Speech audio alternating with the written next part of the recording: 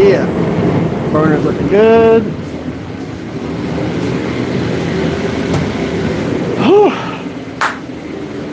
Let's see who ends up popping on here.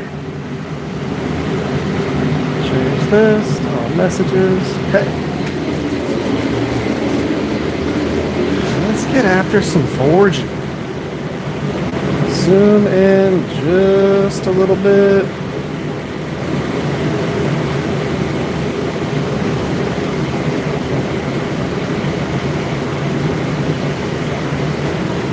There we go.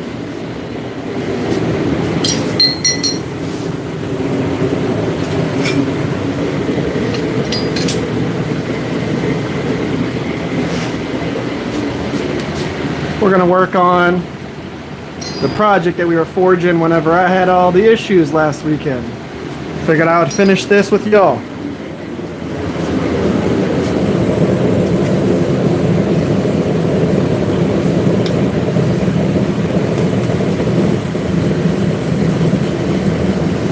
Alright. So we're going to need you.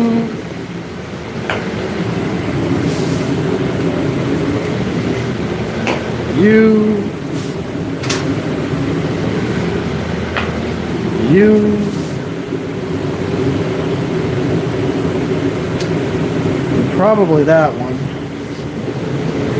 That should be all we really need. We'll see who all ends up popping on here.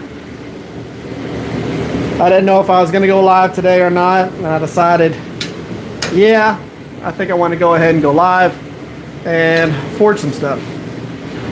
Let's move this up just a hair. That way you can possibly see my face whenever I'm forging. Haha! Look at that.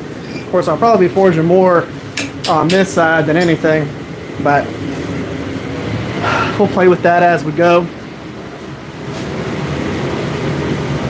How's everybody doing out there? I'm doing a lot better. I thought through a bunch of stuff since the last time we were out here forging, because of course the last time, you know, last Saturday I collapsed from heat exhaustion in my kitchen and passed out and all of that. That wasn't awesome.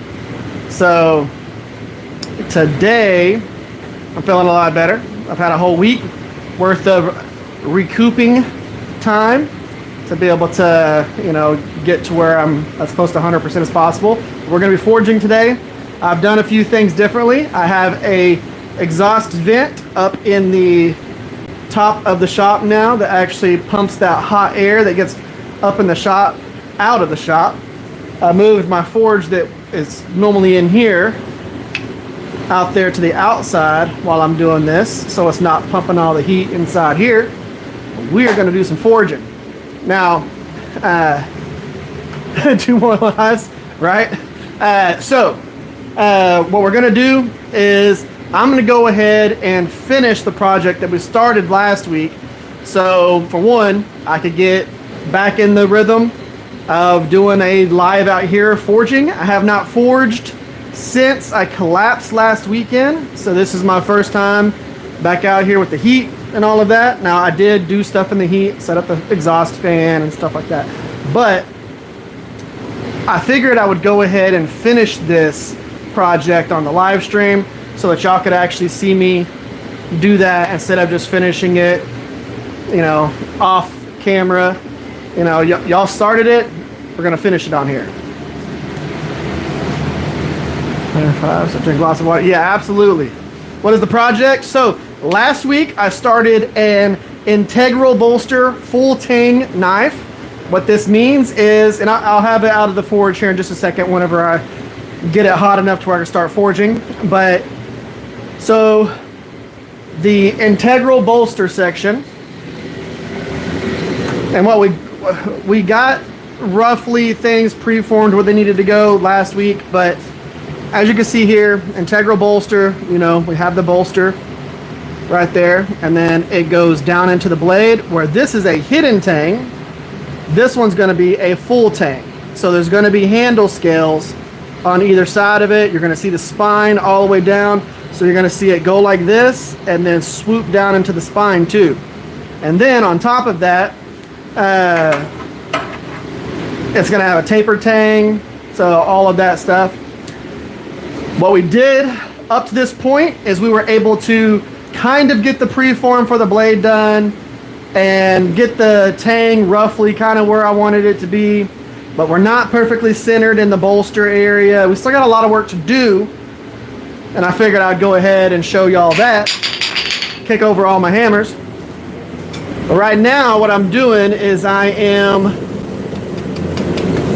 letting the piece of steel come up the temp so that I can work on the blade area just a little bit. I do want to pick these back up because they're a lot easier to pick up when the handles are just up. Yeah, like that. So we're gonna get this out, and yeah, the bolster did look pretty good, but the thing is the tang and the blade were not centered within it, and things weren't really smooth. What I'm gonna do right now is I'm gonna go ahead and work on the blade a little bit, and then we're gonna work on the bolster from there. We're going to be over here on the section of my anvil that is rounded. It makes it a lot easier to work in that area that's got the bolster. Let's go ahead and turn the anvil a little bit so that whenever I'm hammering, y'all can see it a little bit more. All right.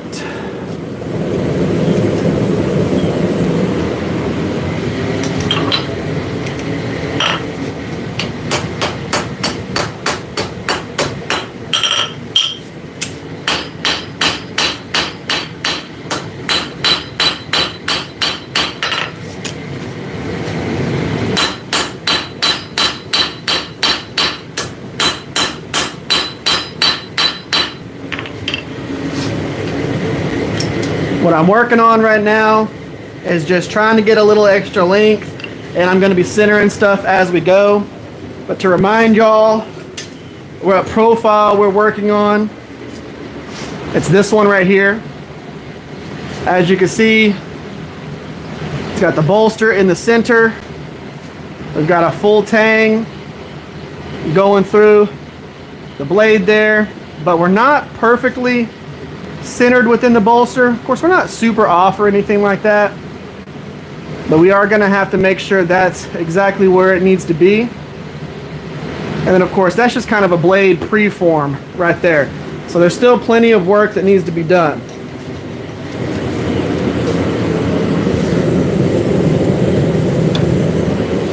And as we get that heat into the steel, it'll take less time in between the heats to actually be able to forge. So we'll be able to start forging faster and faster and faster. Do I take project orders? I do. Should make a forming jig, and I could make a forming jig. Just gonna turn my notifications off real quick so that, there we go. So I could make a jig for all of these things, but because I don't do all of the same profiles whenever I do this, I do lots of different profiles and I do lots of different projects, I could spend the time making a jig that I might use every once in a while, or I could just develop the skill that doesn't make me have to use a jig. So for me, I would prefer to develop the skill to a point to where I don't need a jig. It's the same thing whenever I grind. I don't need grinding jigs. I can grind blade after blade after blade after blade and get them super uniform without having to have a grinding jig to make it to where they're like that. For me, I'll just take my time, get the skill, be able to do it. There are certain jigs that I'll make for, like, if I'm doing tomahawks or something like that, because that makes it easier to rehandle them and things like that. But when it comes to these integral bolsters, I just like having fun with the project.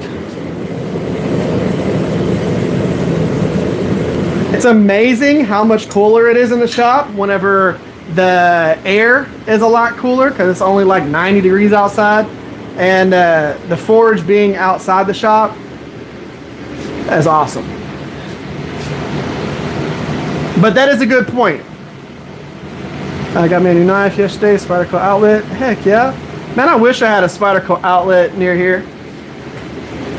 No, those questions like that are valid questions, man. Those are valid. And jigs do make people's lives a lot easier. They really, really, really do.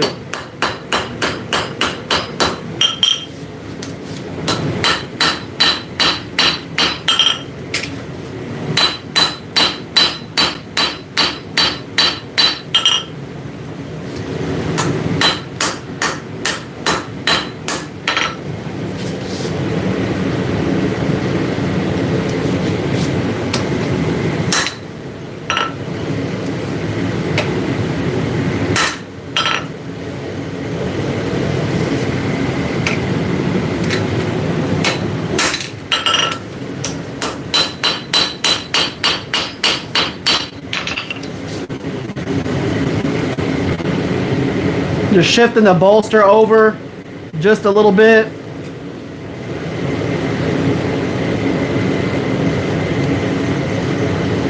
All right. So now one of the things that I want to do, so if you look at this profile, you'll see that there's a hump right here. I'm not super worried about that hump, just because what I'm going to end up doing is this bolster section is going to end up being canted down just a little bit, and it's going to run in line with this a little bit more.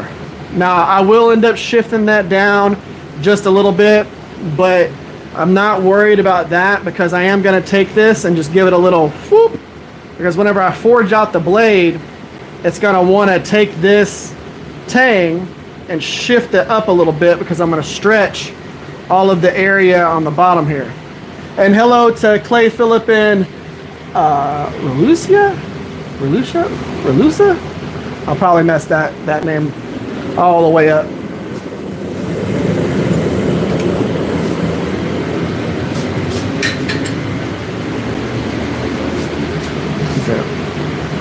It's that I, it's R-U-I-L-U-I-S-A. That one I before that L is what's making me second guess how I pronounce that name. So we'll let that heat back up.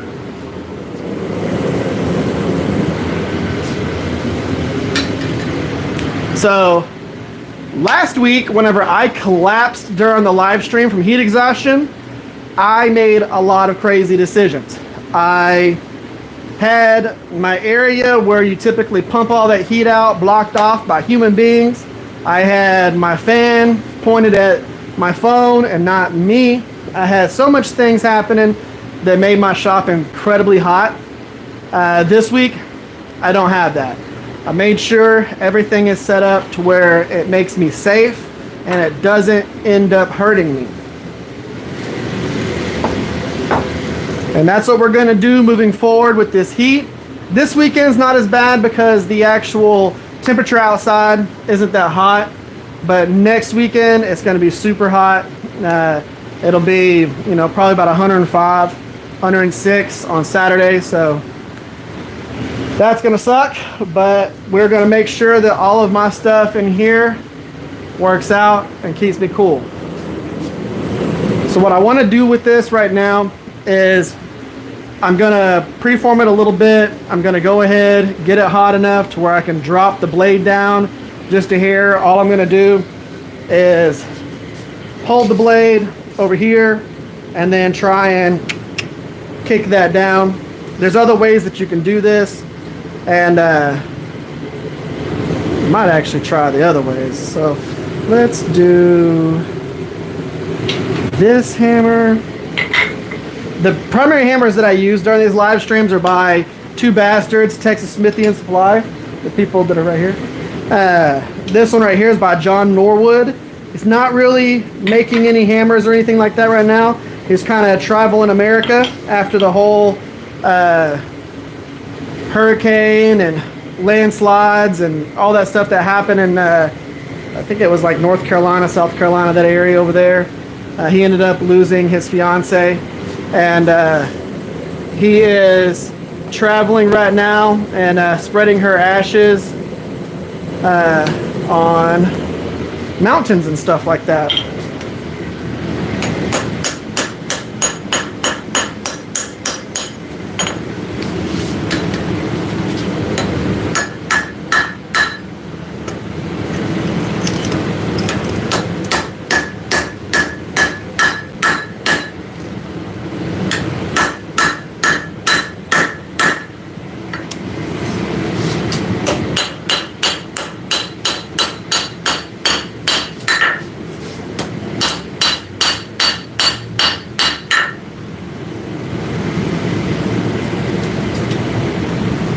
Go.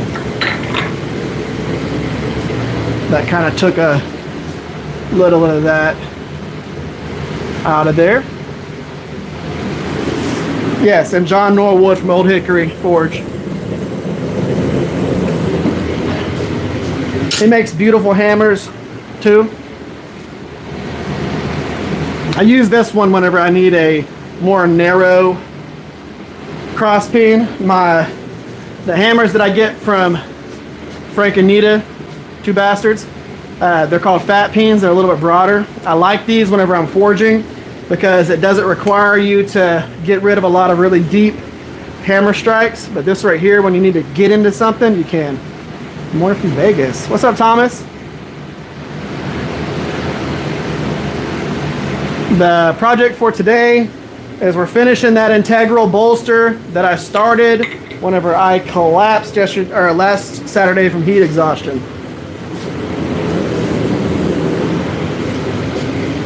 So I shifted the blade down a little bit. I'm gonna have to clean up that section some because whenever you hang the blade, that's an integral bolster, off the edge here and you forge it down, it kind of flares out some of the steel and it doesn't give a really good transition from the bolster down into the ricasso area. But you'll see as we get more heat cycles into this, how we can actually work with this a lot faster.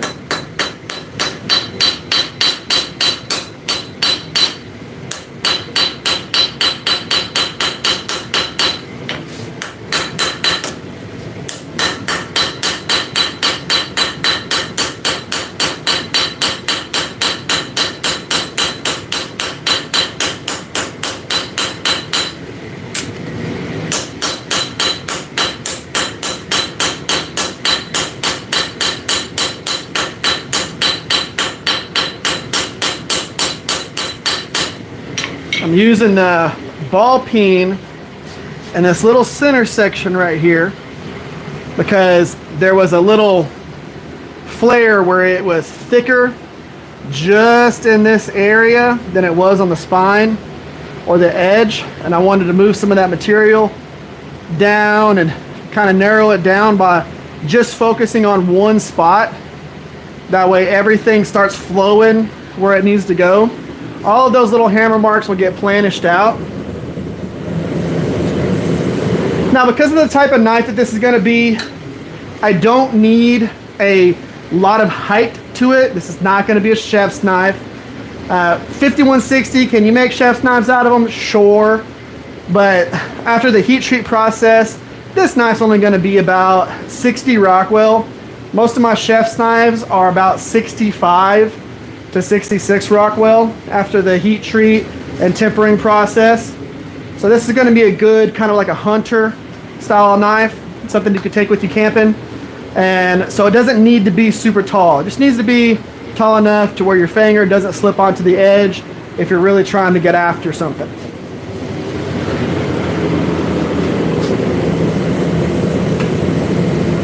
So as of right now, we have plenty of height to it. All we need to do is start working on those bevels, get those things forged out, and go from there. Michael, Bester family, what's up? How you doing? Mids, thank you for that. I really appreciate that.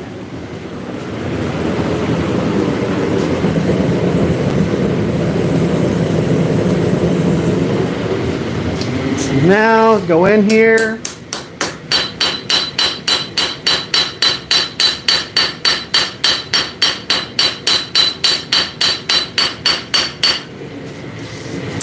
Kind of even this out a little bit.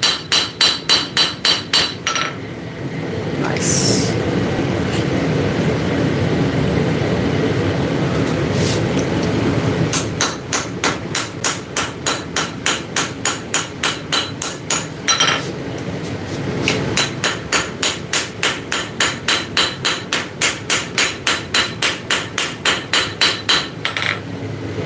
Some people will see me bent over or hunched over like this whenever I'm forging.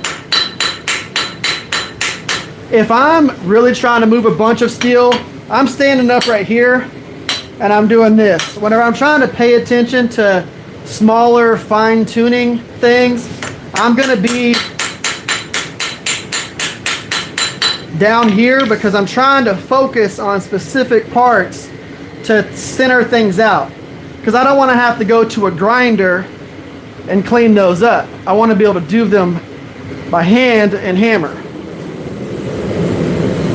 Or hammer and anvil. So whenever I'm down here, we're doing little fine work. We're making things nice and simple and clean. Whenever I'm up here, we're really getting after it. We're really moving still. And typically whenever I do that, I'm using a bigger hammer, and we are getting after it with a good posture so we don't blow out our elbow. We're using our whole arm. Right here, I'm just cleaning things up with a nice light hammer. I've had this hammer for 26 years, okay? Same thing with this hammer right here. That's an auto body hammer that I used in high school. That doesn't tell you how old I am. Don't pay attention to that. Old enough to be in high school 26 years ago.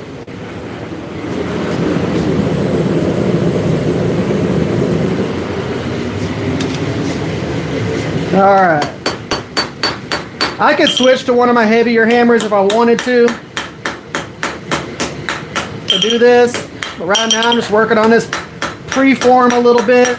I want to get this point to be a little bit finer right here, so that whenever we go in and we forge in those bevels, that point is nice where it needs to be, and we don't have to start fussing with it and changing things around. So I'm going to be doing a little bit of fine-tune work in the bolster, a little bit of fine-tune work, getting that preform where it needs to be and going from there. Hitting it kind of cold? No, because where I need to be at within forging, or this phase of the forging, I need to be focusing on the heat of it. So if I'm trying to planish, smooth, and just slightly adjust, I need it to be cooler. If I need to really form something, I need it to be hotter. But whenever you're just trying to do slight adjustments that don't screw up the other side, then you need it to be slightly cooler. So let's say I was going in here and I'm trying to forge one side and clean it up, and I had it super hot. What happens is, people don't think about this, you have a anvil on the back side operating as a secondary hammer. So if I'm just trying to clean up one side of this steel and I'm doing this, everything that I'm doing to the top is happening on the back side. Oh yeah, I'm definitely hydrating today. And I ate and made sure I did all that. So if I have it really hot, everything on this back side here is also putting dents that I'm gonna have to fix later. So whenever I'm trying to just smooth and adjust and fine tune, it needs to be slightly duller in heat so that it's not screwing it up the opposite side. So there's gonna be times when you gotta focus on, you pull it out and it's orange, you are putting dents on both sides as you go. And I wasn't wanting to do that. I needed to move one side down while letting the other side not really move at all. That's what I especially do whenever I'm in here. If I'm going too crazy in that area, it's putting big dents on this back side.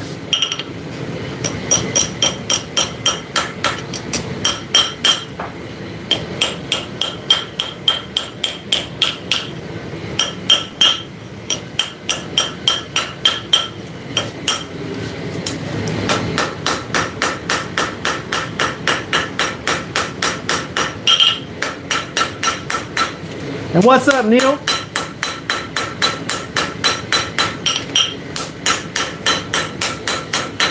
Just over here forging with my little bitty old baby hammer. Okay, now it's cool enough in that area that I can go in here, fine tune this some more.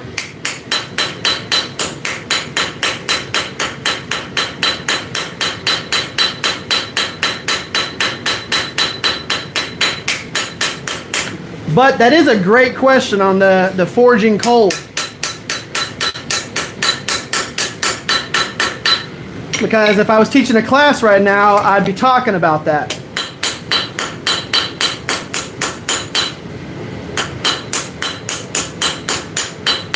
Because a lot of people, you know, they get told, you get it hot, you hit it hard. As soon as it starts losing heat, put it back in the forge. Stop hitting it. If we are trying to move the material, you want it to be hot. If we're trying to get material from point A to point B, and point B is quite a bit away from point A, you want it hot. Because as soon as it starts cooling down, you're not putting all the work into the steel's putting work back up into you. So what I like to do is I want to focus on what that's going to be. Whenever I'm really adjusting the steel and moving a bunch, hot heat, hot heat, hot heat, hot heat. Whenever I'm at this point to where I'm trying to do subtle adjustments, you let it cool down just a hair, because if not, you're going to screw yourself over and you're going to have to fix that later. I bet you do, Neil. Neil is the Maximus Knives guy. I don't know exactly what you said there, Osman. So don't know. I don't speak that exactly. And I don't have like a translator turned on either. But yes, hydrated. I made sure I had lots of fluids and everything leading into this. I had one of those body armor IV flash things too. There's lots of potassium, stuff like that in it. And then I made sure it ate before I came out here and started this. And we got the forge outside. Like it's fantastic in here right now.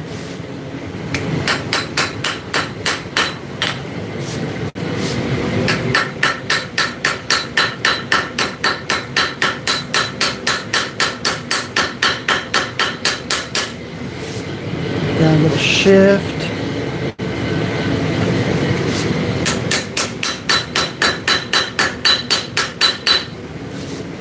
There we go.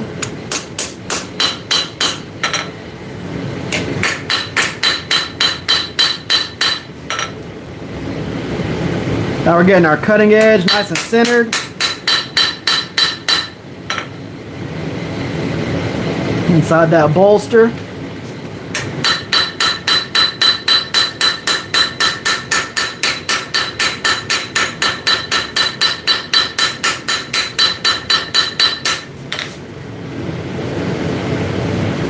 So, and what I'm looking at whenever I'm doing this is I'm not just going through and figuring out things are centered, because I'm not worried about all the crap happening back here. I'll fix all that later.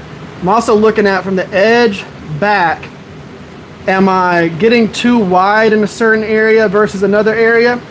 And that is what's that's what's getting it to where, so like you can see the shadows on both sides. If I'm too wide in a certain section, I need to make sure and I adjust that. Of course, everything back here will get adjusted the same way, and it'll all end up being centered. But whenever you're taking a piece of steel that was essentially, not essentially, it was this. This is what this was. Okay? So we turned this into this so far.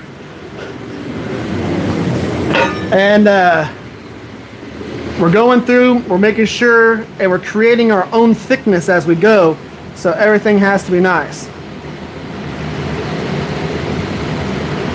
But we're doing good. We got a nice taper. It's working its way down. And the steel that this is off of an Audi.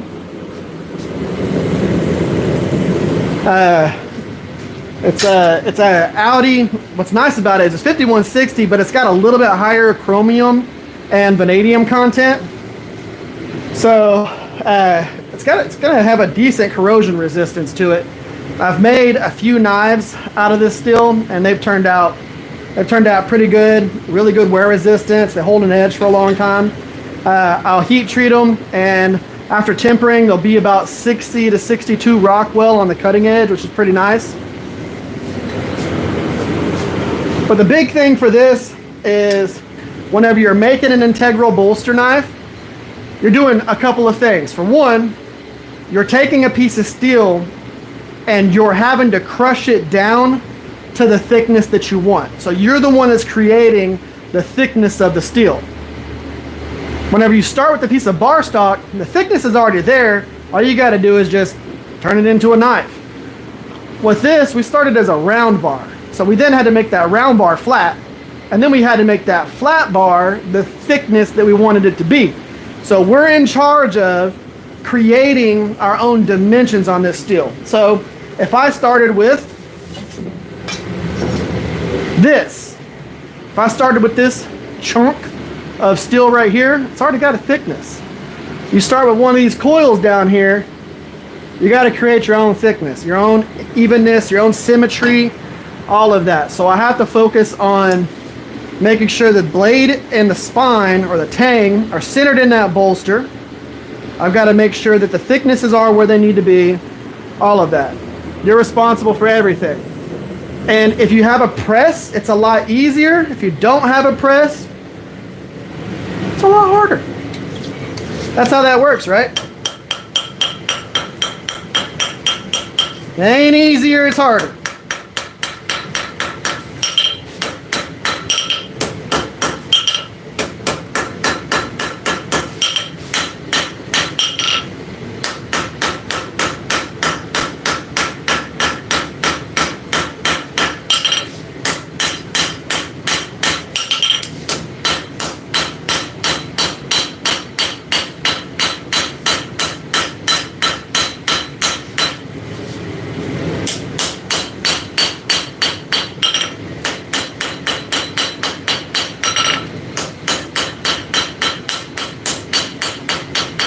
We're just kind of working on that preform of that blade.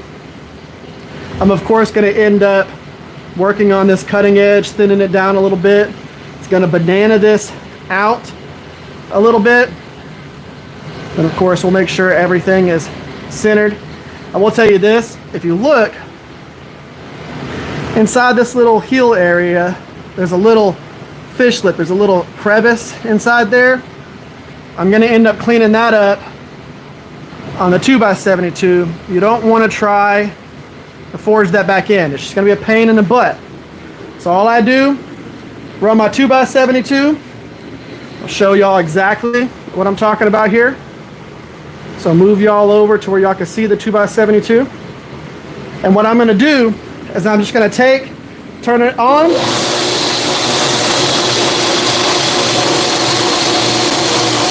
I'm going to hang the belt off the side.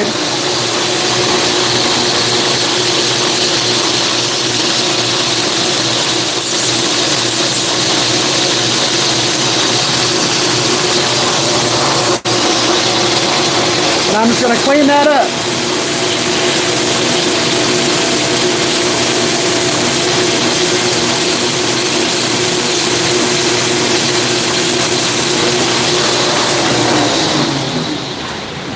Just like that right there. Just take those off a little bit. Don't try and forge those back in, because what's going to happen is you're going to go through and you're going to sit there and try and fuss with those little pieces of steel over and over and over again.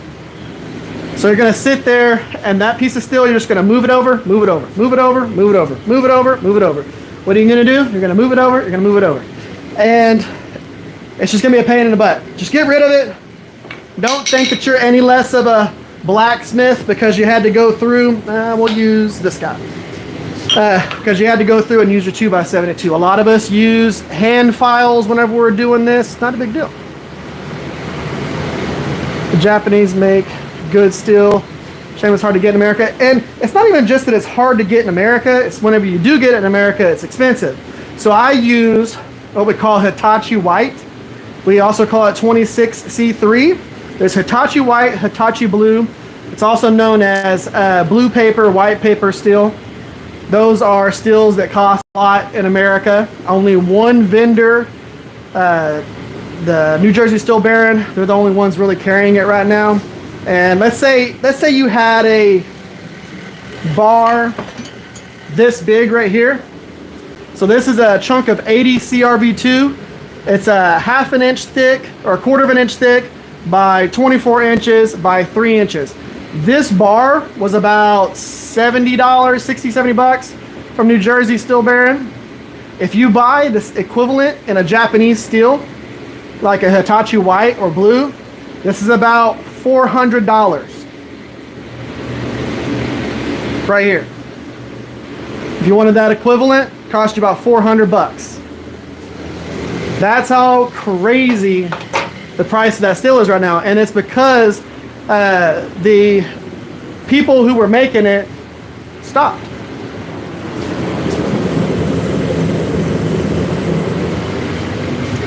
All right, so we're looking good. Just need to work those bevels out a little bit.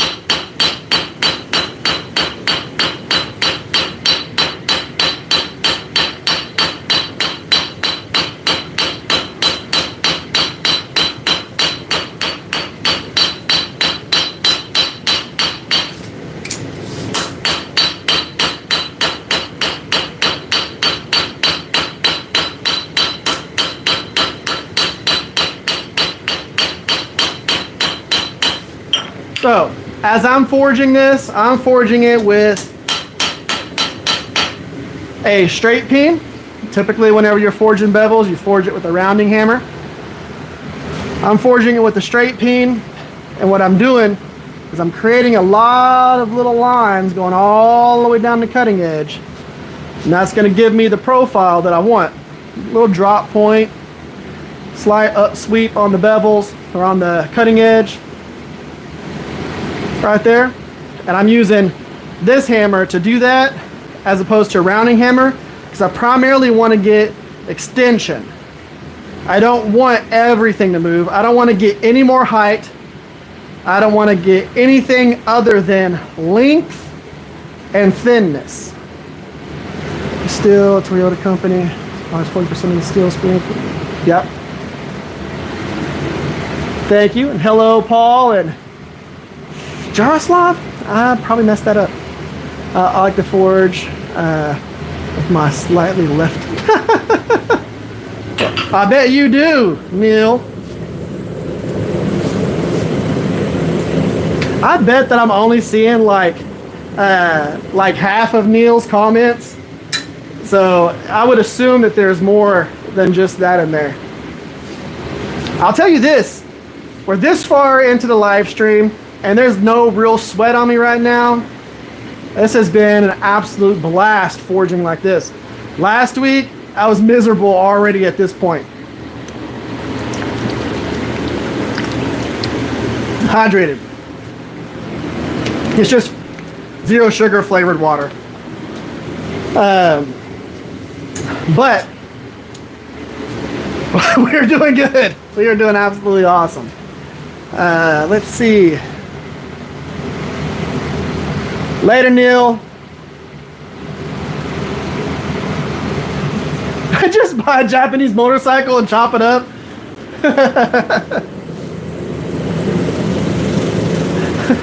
Could definitely do that, right?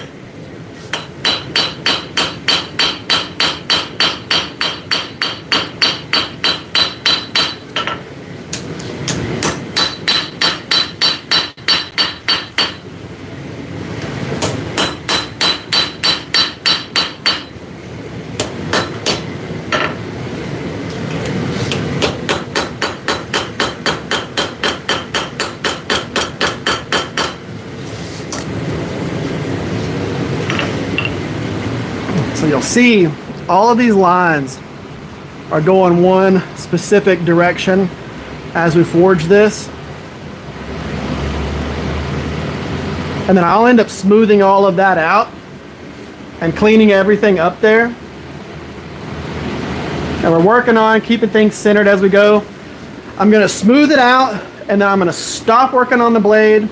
We're gonna work on the tang, start getting all of that where it needs to be, and then we'll go back to the blade and get everything nice and smooth.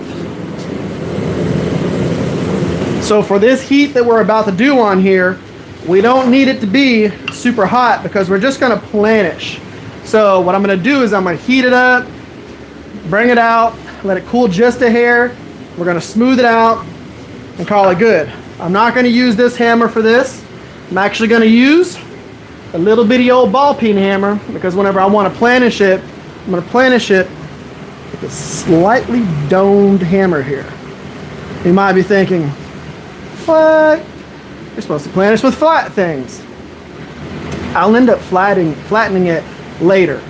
I want to get a lot of those lines out, put all that steel back down where it needs to go. I'll get a little bit of extra length out of it whenever I do that, but I'm going to do it with this hammer so that I could just get it to where it's about 80% done, and we'll end up cleaning it up later.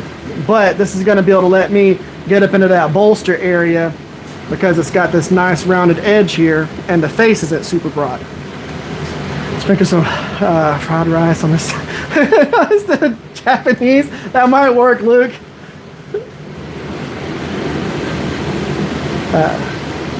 Yes, these are fantastic. A lot of people don't use these.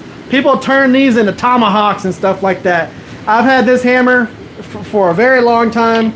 It got rehandled by Frank, the two Basterds, the people who sponsor the live streams. Y'all didn't know that. They supply all my hammers. But he rehandled it, and it is a beautiful handle on that thing. He also refinished it and everything. It's just such a good hammer. Made in the US, a billion years ago. It's cracked out of a fossil.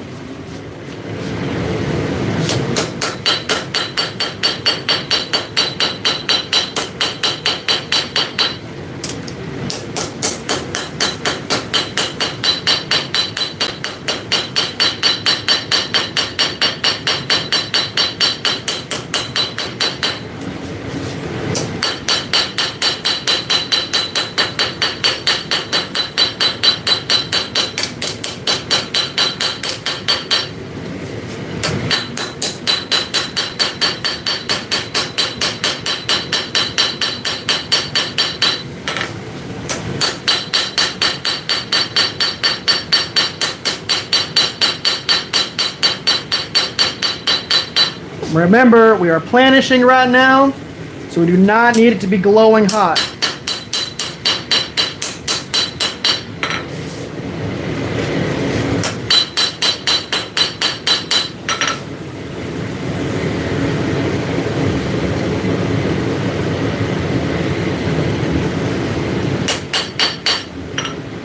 That should do it for right now. So we've got our edge thickness. We've got our edge thickness brought down. Spine has a little distal taper going down to it. We're not worried about anything from here back right now. We're just worried about getting the front stuff centered. Now we'll go through, flip it over, grab it from the blade side, and we'll work on the tang to get all of that where it needs to go.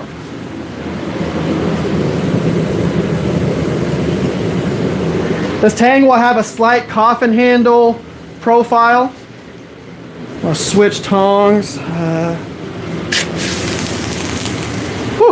If you're wondering how hot those are, just dunked them in the water.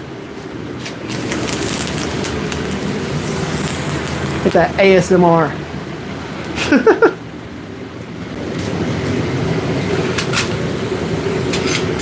So we're going to grab the other box jaws These are just a little bit wider box jaw, and we're going to start adjusting that tang. On marks, easy fixes, correct.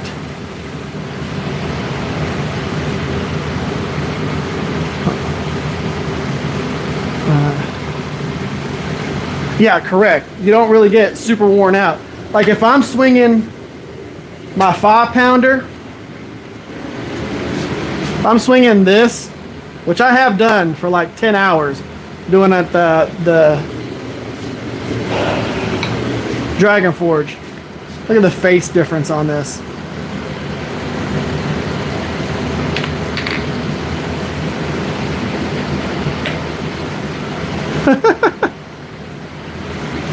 So that is by Fire Creek Forge. Got a couple of his hammers. Oh, and then I have I'm gonna talk about a cross peen. Look at that daggum thing.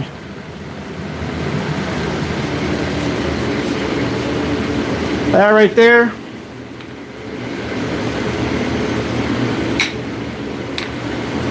You could put this hammer inside this hammer several times.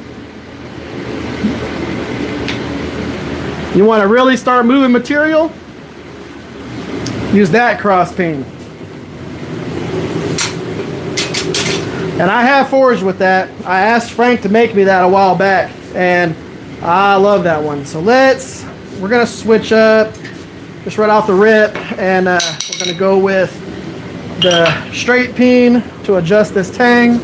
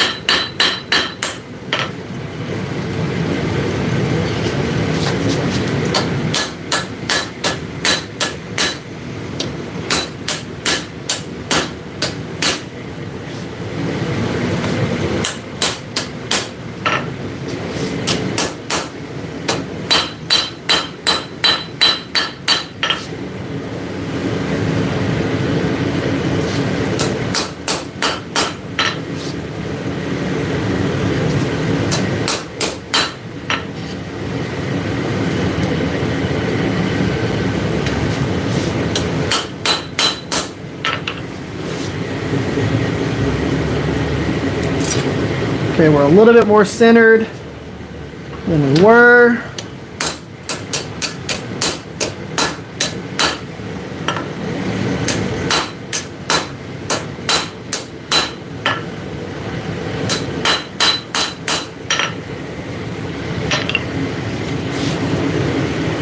So now some people will be looking at this going, what the heck am I supposed to do with that? Look at what you did with the blade.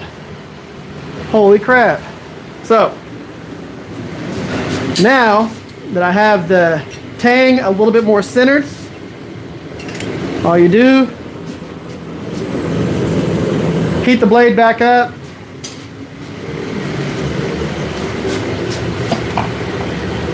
We're going to put it in the vise. We're going to straighten it back.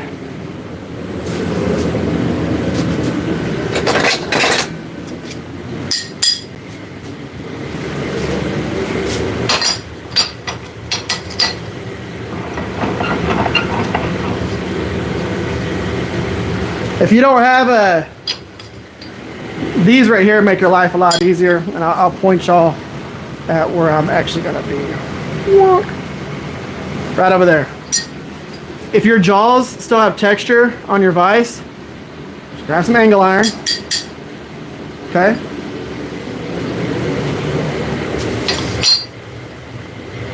Use those. You don't have to buy some fancy like copper ones or brass ones or whatever. Just a couple pieces of angle iron, call it good.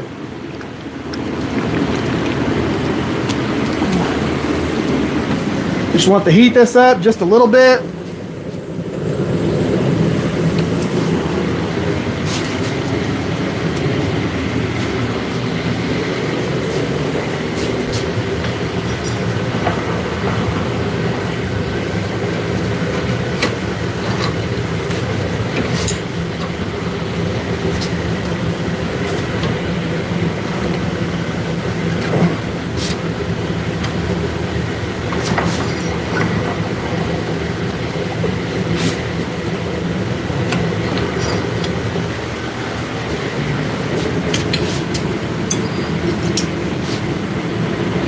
And what I did was I grabbed it from the bolster and shifted it, just to shift it kind of back.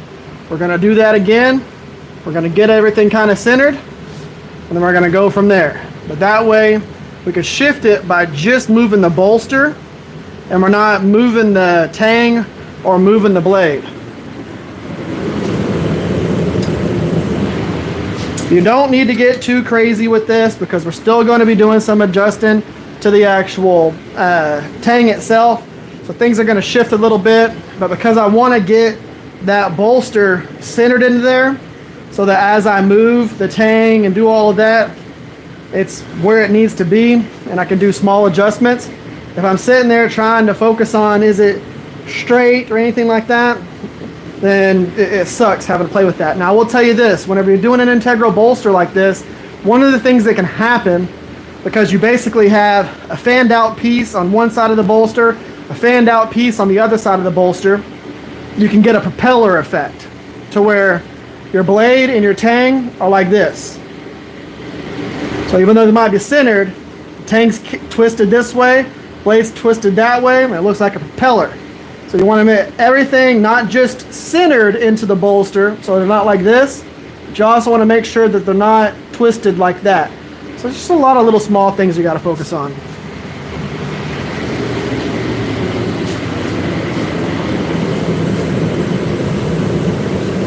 Because again, you got to remember, you're the one that's responsible for making all of this work out.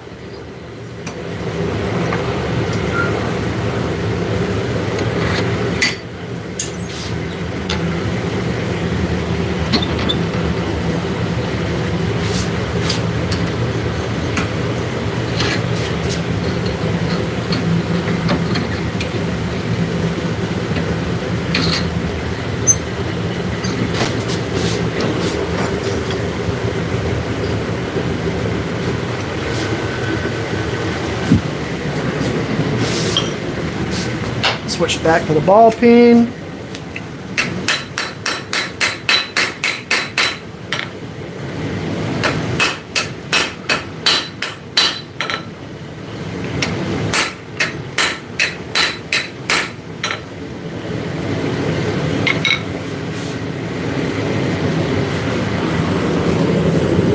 Back up.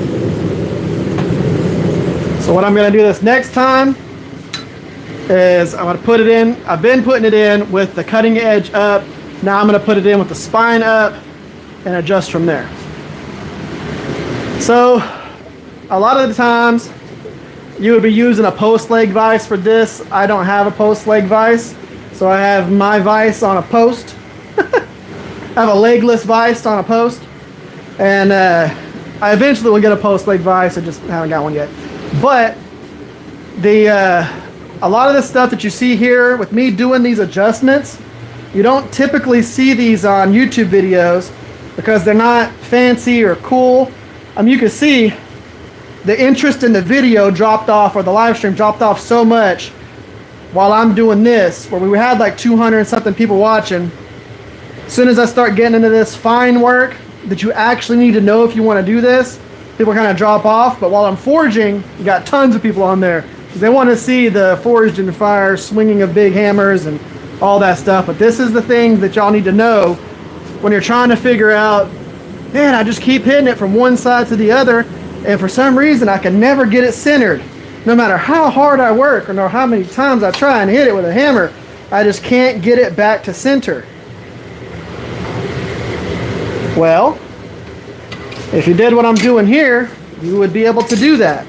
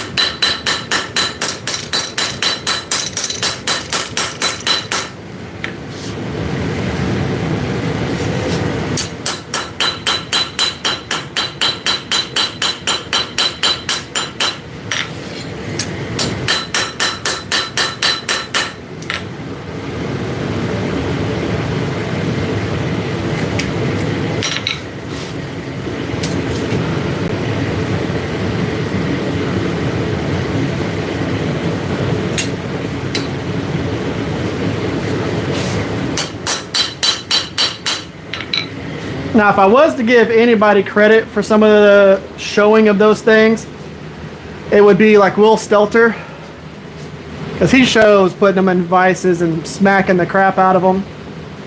But for the most part, you can see right there, or within our bolster, straight down, we start getting more centered. There's a little bit of adjustment that needs to be happening right here. We'll get that adjusted by twisting the bevel over. And at that point, what I'll do is I'll put the bolster in the vise and I'll twist the bevel over.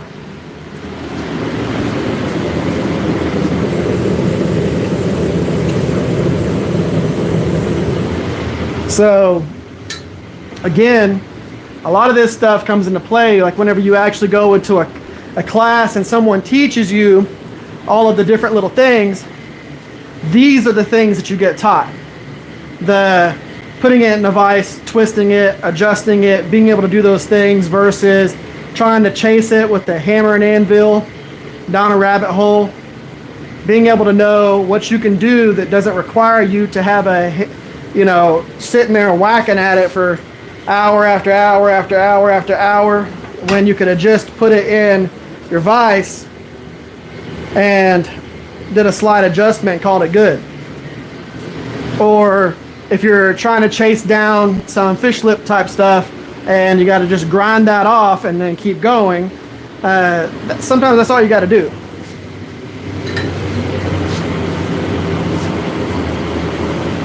So once I center this cutting edge up, then I'll go through, I'll clean up the tang, and then we'll probably do a little bit more centering and all that. But the cool thing about this is it lets you, whenever I'm done doing this, if I want to leave all the texture, I can leave all the texture. If I want to grind stuff off, I can grind it off.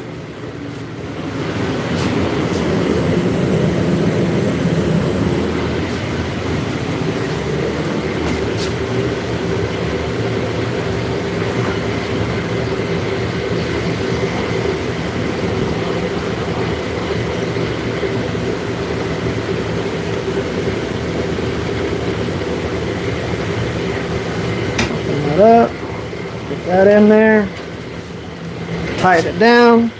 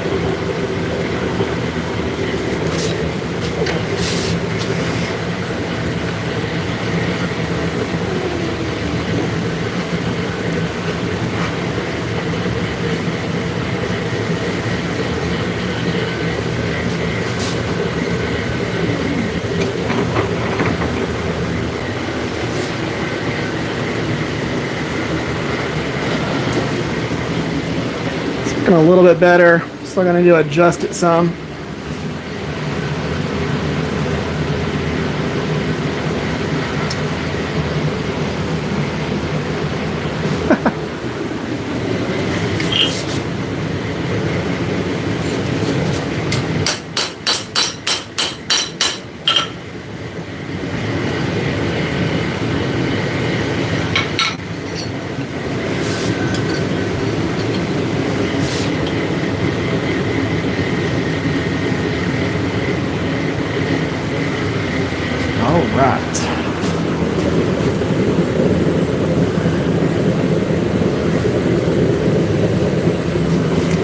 Get that tang how we want it now. Now remember, when it comes to the tang side of this, where I'll most likely leave the integral bolster texture from the bolster down into the blade, I'll most likely leave that texture. But when it comes to the bolster down into the tang, I will use a round file and file that and then clean it all up. So there won't be any texture there. All I got to do on the tang is just make sure that it's centered in the bolster. All of the shape from the bolster going down into it is going to be with files and stuff like that. So I'm not worried about making that perfect. I'm going to show y'all one of the ones. Let's see. So like this.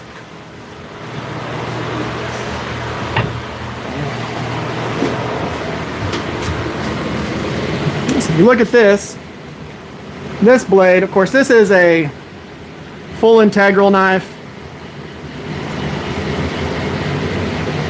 Full integral, the handles fully forged, all of that. So this is all ball peen texture. Whole entire spine is forged. A grinder has not touched a frickin' surface on this knife right here. This is all hammer and anvil, the I-beaming of the handle, everything. But like I will leave this texture going from the bolster down into the blade. All of that will stay there, but then from the bolster down into the tang will get filed and cleaned up on the 2x72. But like that right there, this was my Legolas knife that I did. Still haven't ground it and finished it up. That started off as a big bar, big old chunky boy. Of course, flared this out, scrolled it in. But like I'll leave that texture there. Should be pretty cool.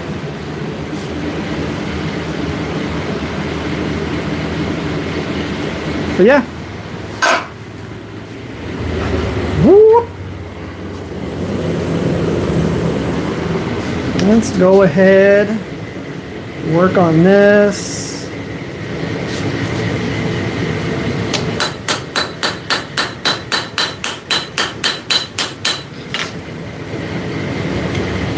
Again, just making sure that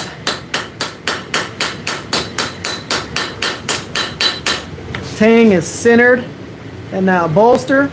Shift it over where it needs to be.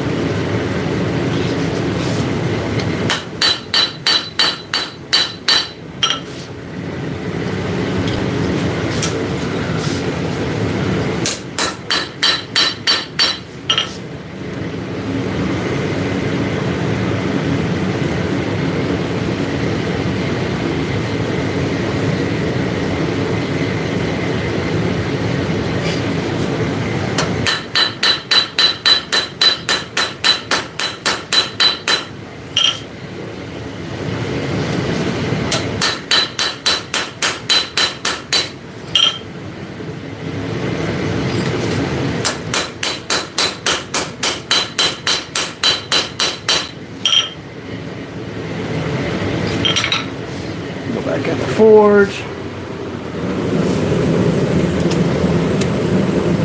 This is where I keep saying, you know, you don't want to make everything perfect. You only get it to a certain percentage and go from there.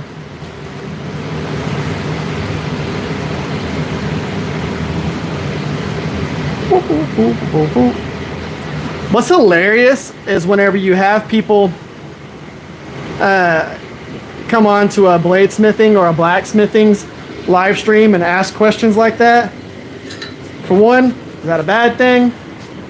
I've been married for 20 years to a woman, but if I was, it wouldn't matter. Now, other than that, you'll have somebody pop in on the internet while they're chilling in their AC'd house and talk trash to a person who's blacksmithing and their ridiculously hot shop until they collapse from heat exhaustion. Like, first of all, chill.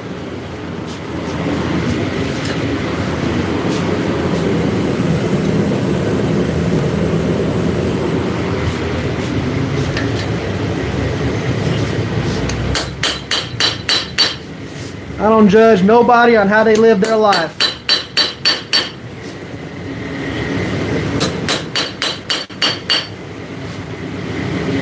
Unless you're like a serial killer.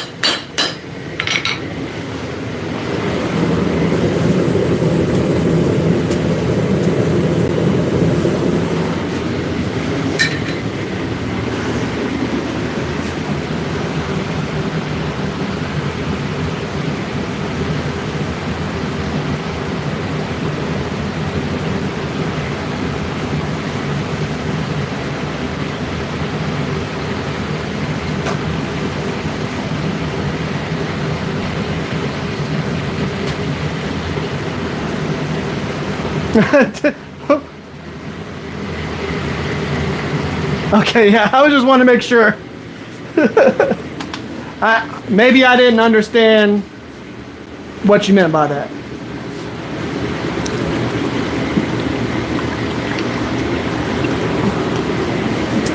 I get hit with the comments like that all the time because I have long hair and a little bitty old man bun thing. So you got to nip those in the bud. Now, typically, I get those comments whenever we have like 250 people watching or whatever. And we have to go through and cycle through a whole bunch of those. People who try and get political in the comment section and all that. It's like, this is just a little old blacksmithing channel, man. We ain't trying to do all that drama.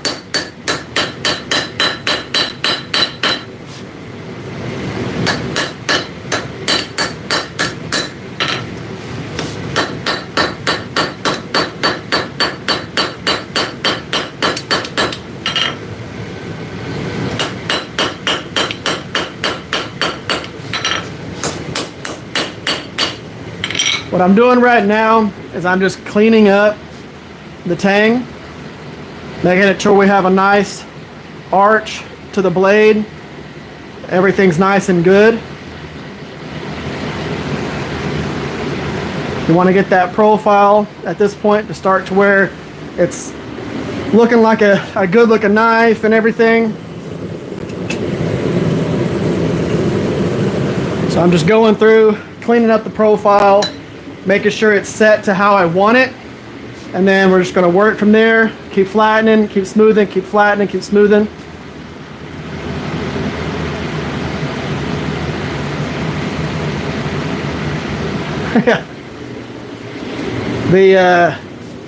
My hair, I've worked a lot of jobs that have required me to be clean shaven, my hair short, all of that.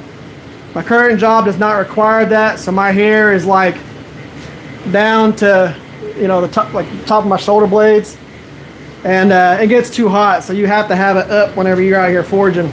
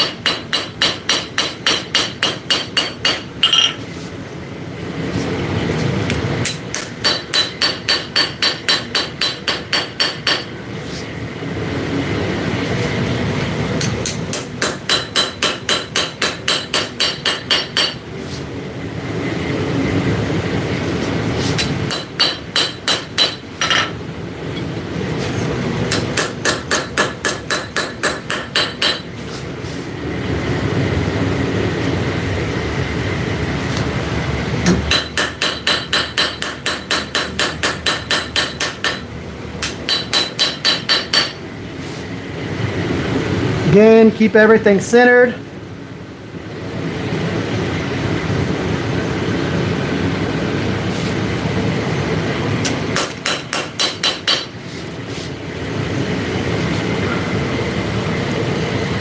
I'm not going to worry about that transition there because I'll end up filing that. I'm going to flip it to the blade side. Make sure we get everything centered. And so I'm going to heat that up, go back into there. So, I think for like context for people, like whenever you kind of went off on that comment, just people need to know that we have friends from like all different styles and walks of life, and then on top of that, we also have a child who's on the spectrum, so occasionally, whenever some of our filters are not working right, we just kind of get defensive of people. Well, I've got really close friends that are all of the walks of life, minus the serial killer thing again. Like, friends and family and all of that. So for me, people call our child just different. Yeah. Part of that, if you've ever seen my oldest child, he looks like a Viking. So he's 15. He's my height, slightly bigger than me, and his hair is curly, but it's down to like here, and he's got a beard and all of that. Like he looks like a dang Viking. People think he's a lot older than he is. They'll talk to him like he's an adult, and he's like, "Bro, I'm just a 15-year-old that creates things on Minecraft." Yeah, because he is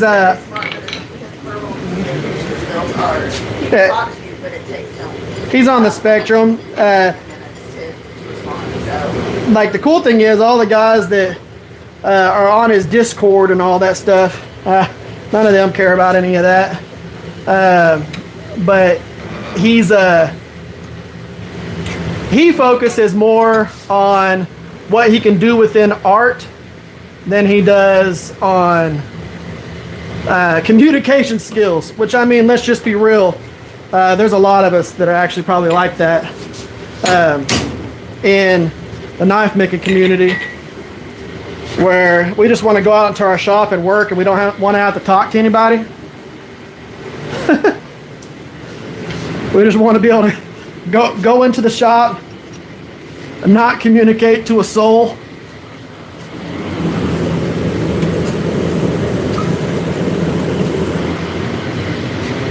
But the thing for him is 3D animation came to him like that. How because you're working, all the comments and miss things, which is a yes. I deleted the comment that I was talking about. Klaus. So you can't see the actual comment. I removed the comment. And I think the comment was, "Is he gay?" or something like that. So you can't see that comment anymore. But it was, is it because he's gay, or is he gay, or one of those things.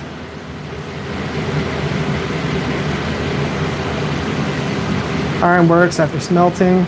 Absolutely awesome. By the way, what's up, Klaus? Thank you for the comments earlier too. Yeah, no more house parties and going out. Like, it's legit. Like, if I can just come out here and forge, like my main job, I'm a rep for Pepsi, so I'm in Walmarts and stuff like that every single day. Earbuds in, everybody's ignored unless they need help getting down, or if there's like a 5-foot lady trying to get stuff off the top shelf, I get that stuff down. But for me, I'm in stores all the time around a ton of people. Now, I leave my house at 4 a.m. to go to work, so I'm typically done by about 1 p.m. or noon. But I get in there and there's all these people there, and I'm just like, man, I just want to go back to my shop and ignore everybody.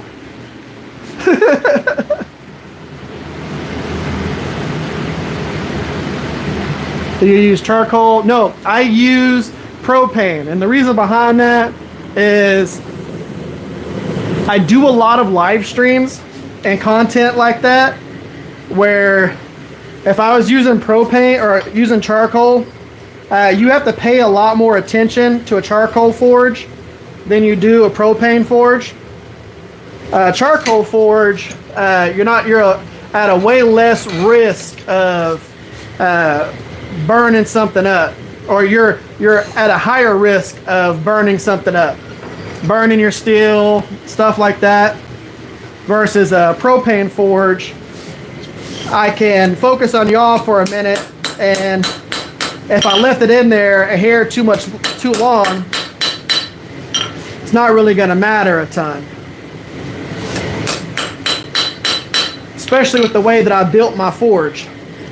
Now, every forge that I have used are all built by me,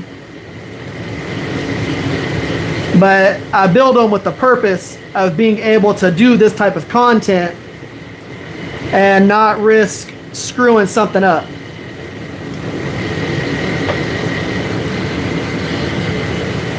Tell you the biggest pain in the butt with doing this particular style of knife is getting everything centered in that bolster, because you cannot heat it back up, put it back in there again. So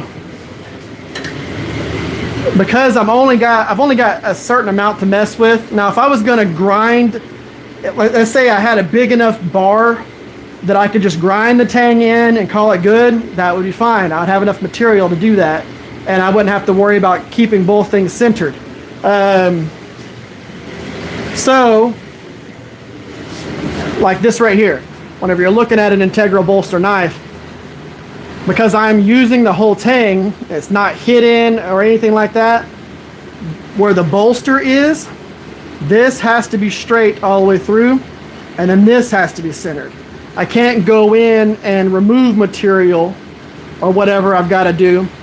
So everything has to be perfectly centered, like balanced like a propeller blade, not twisted like one, but balanced. Each side of that bolster, the blade coming out of that bolster, has to be perfectly centered. So you can't have it slightly off, because I don't have a ton of material to grind away to make it even. So I have to be able to forge it like that to where it is perfectly centered in there. Like that right there is all forged. Where it transitions down into here, down into there, that's all hammer and anvil. And I want to be able to have that. It's the same with this Damascus one right here. So when they were talking about can't judge a book by its cover, kind of like your bar of steel. That's not how it's, it's not how it's going to finish out. I just think it'd be interesting for you to tell people like all the different jobs you have had.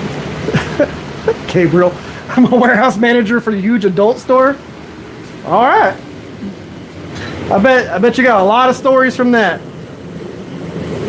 But yes, like you were saying.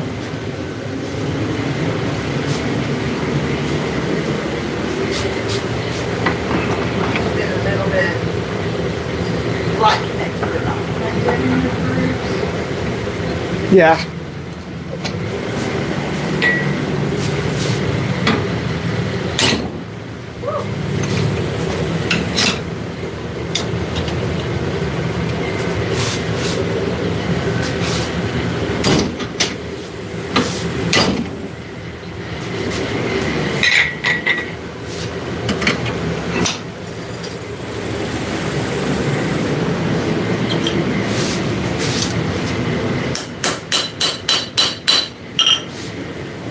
Oh, the joys of getting this all.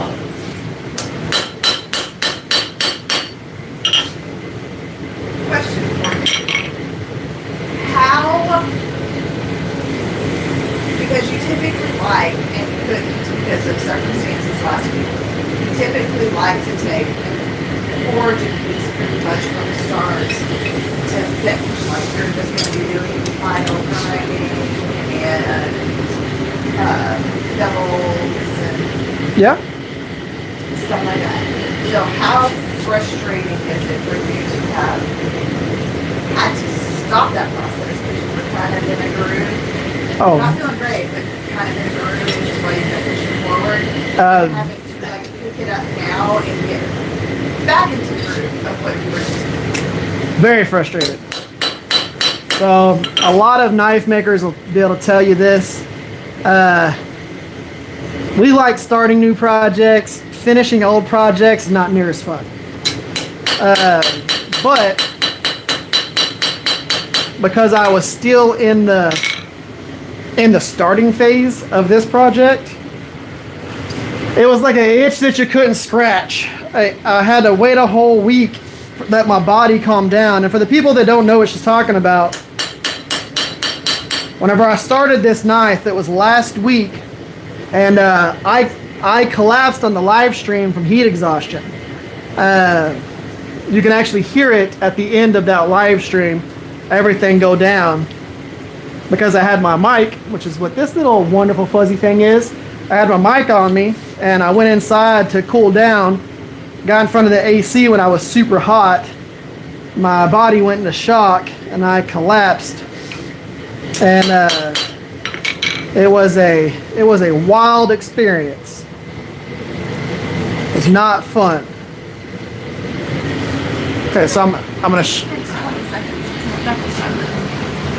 So we're good here. One of the things that I need to do is go into right this spot here and work that down to even it up to this side. Until I do that, you won't be able to get everything where it needs to be, because that little bump out right there is throwing off the eye the entire time. I could take that and I could just go on the angle grinder or on the 2x72. Huh? Yes. So no matter how much I try and center it right now, because that section of that bolster is more square. They cannot, because I'm zoomed in. So what she's saying, it's like this. So no matter what, even if it's centered, because this is more square here, until I bring that down to where it's like this, it's gonna always look a little off. So in cold, absolutely, I preach that. Drink as much water as you can. Make sure you eat before you go out and do something really hot. Your body needs to have fuel to burn so that it's not burning your body. So eat before you do something strenuous. Make sure you have that food in there. Make sure you have a bunch of liquids. I drank a drink that has a lot of potassium and electrolytes and all that stuff in it before I came out here. It started this. Plus, I made a lot of bad decisions whenever it came to doing this. I typically have a small forge that I forge in that sits on top of my big forge. I gave that to my nephew so he could start blacksmithing. So I had my big forge inside the shop, pumping all that heat. I had my fan pointed at the phone, not pointed at me cooling me down. I didn't have my exhaust fan that I have now. And I had my door basically blocked off. So I turned my shop into an oven. It was about 130 degrees in here. And I'm sitting here foraging for a really long time, making a lot of bad decisions with that. And once I was able to do everything that I needed to do and get everything good, it got to where it's a lot better.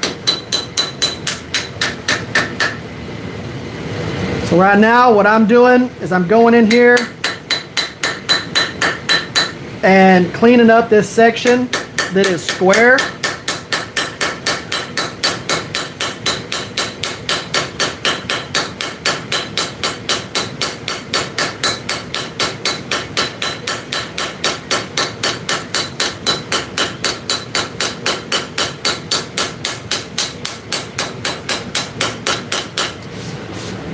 And that's going to let me really be able to see if things are centered or not.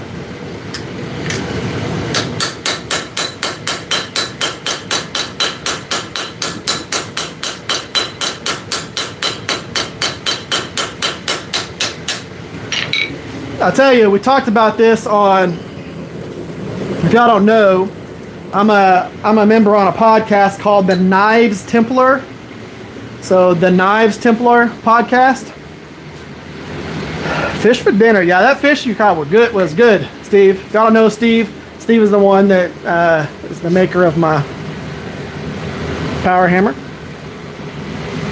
And is one of my, let's move that over just a little bit more.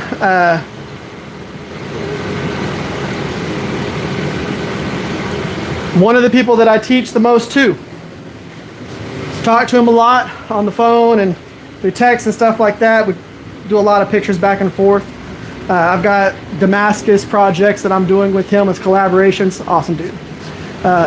Desperately trying to email typical last week about sexually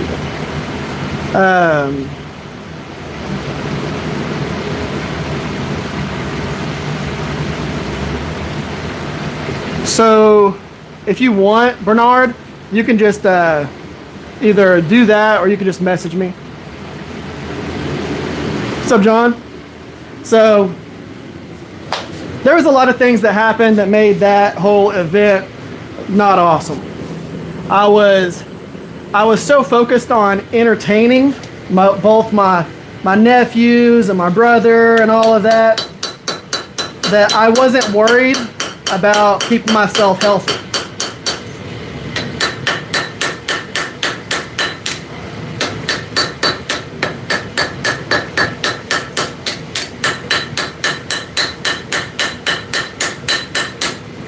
And I should have been more focused on keeping myself healthy.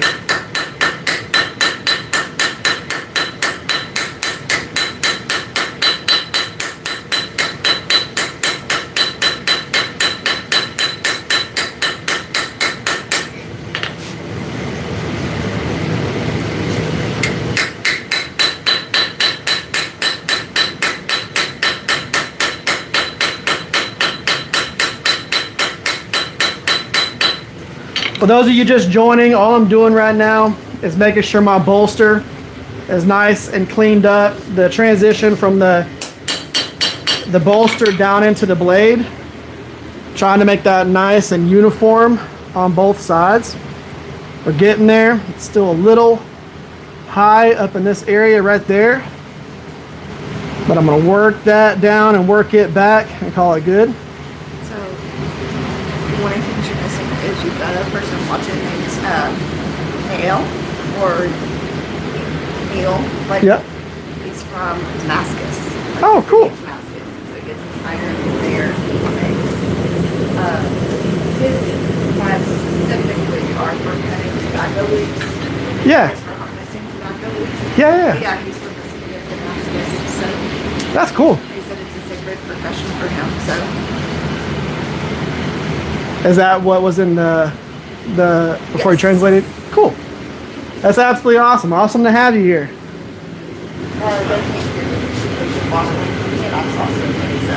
Oh. Yeah. So if y'all can't hear my wife, she's talking to me about some of the stuff that I might be missing. Have you ever thought, even though people need knives less and less factories, people continue to handmade knives, the value of your work, especially. I do think the value of a handmade knife versus a machine-made knife is a quality that you just can't get from machines. There are a lot of thought processes that go into what we make and how we make them that someone who made a CAD file in on a computer that made a knife that they think makes sense with the profile, handle geometry, ergonomics, all that stuff, because it looks cool or they think it makes sense, but because they don't use knives on a daily basis, they never went camping and had to use a knife, chop with a knife, do any of that stuff, those knives just aren't going to be on par or be as comfortable with somebody who wants to use their knife for hunting, skinning, camping. But a knife's a knife. If it's got a cutting edge, it's cutting edge. How how you got into that deeper dive collector. You Yep. liked all of that stuff. So you like that kind of thing. I used to hunt that since I grew up. I used to obviously And I went and I hunted. and hunt it. And so that was your cover on it. And then you were like, you started to make them. You're like, what makes sense and what's comfortable for me. And then as you went to shows, and started selling them, how they incorporated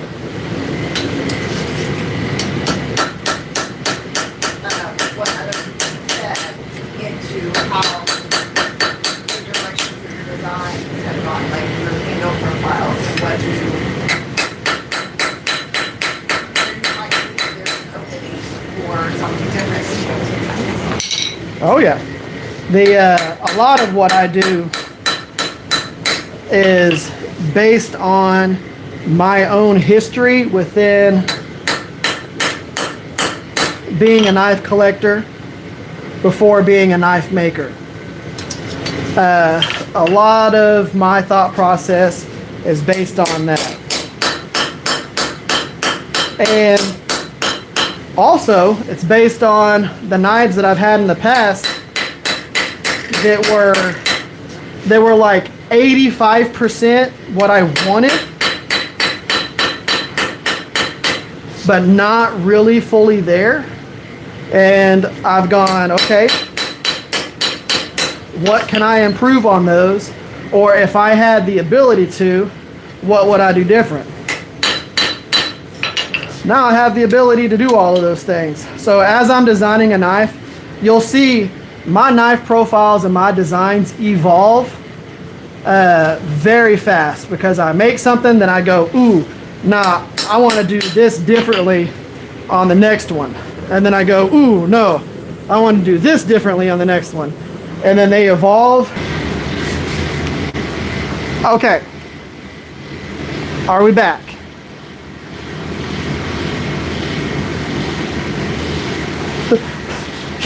Can you hear me now? Okay. Yeah, I don't know what happened there, but some stuff was happening. All I saw was the viewer count going down and y'all saying, hey, what happened? I'll explain what I was talking about here in just a second. I need to pull this back out of the forge.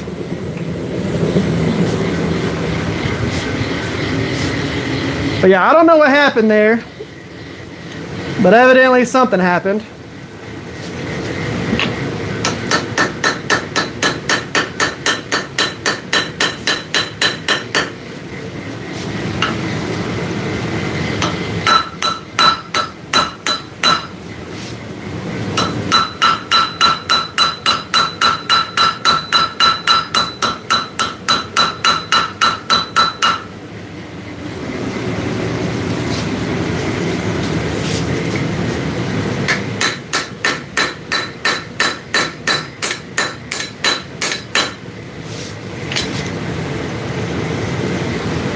There we go.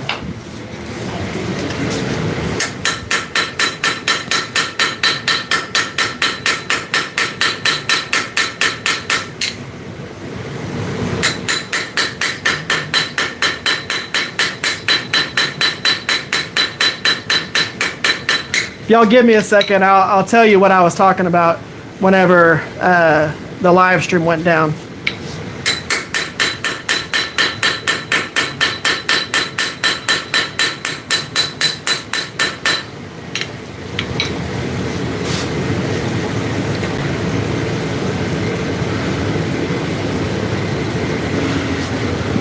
Okay, that's a lot better. I'll need to move that back to center, but yes. Okay. So, for one, let's zoom y'all back in. Just a little bit. Yeah, it was some weird thing happening there. So, when you're talking about like, you know, the evolution of knives and stuff like that. So whenever I first started going to shows and was letting people hold my knives, I would see what they were doing with them, and I would modify them based on that. But I had my little bird and trout knife that I take to shows, and people kept picking this one up with a pinch grip like this, and, you know, thinking about how they would use it. So I was like, that right there would probably lend itself really well to a chef's knife, because everybody kept picking it up. They would pick it up like this sometimes, but they'd pick it up like this and different things. So I was like, I wonder what that would be like on a chef. So then I started designing some of my chefs like that. So that handle profile lends itself really well to my chefs. And it is so comfortable to hold this knife like that.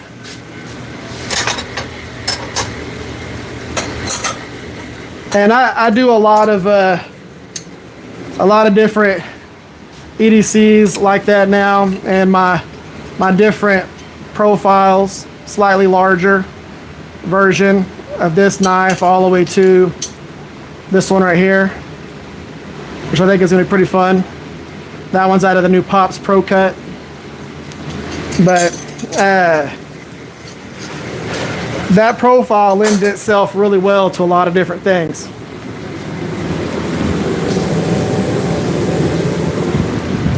Okay, let's shift this over one more time.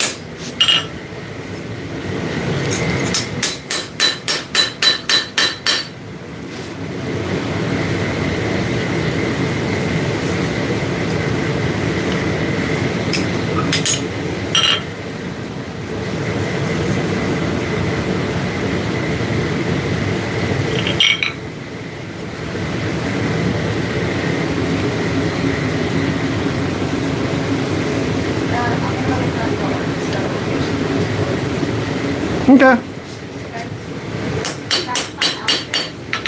They won't be able to hear it, so you're good. Oh, yeah.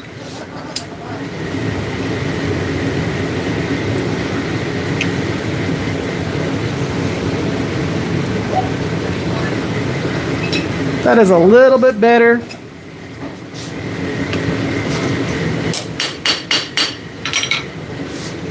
And then I'll be real with y'all, I probably could have stopped fussing with this just a little bit, but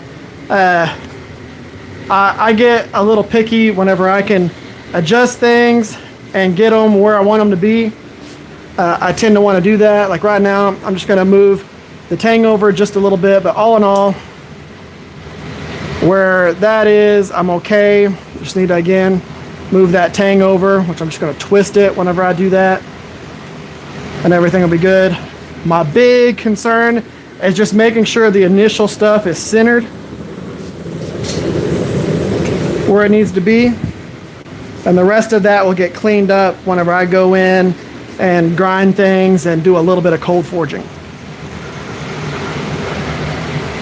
Yeah, and I've got a bunch of Wüsthof knives too. Got a whole entire set of them. And then of course I have all my own knives that I use as well. Some of my Damascus knives and things like that that are just fun. But we'll get this wrapped up here pretty soon.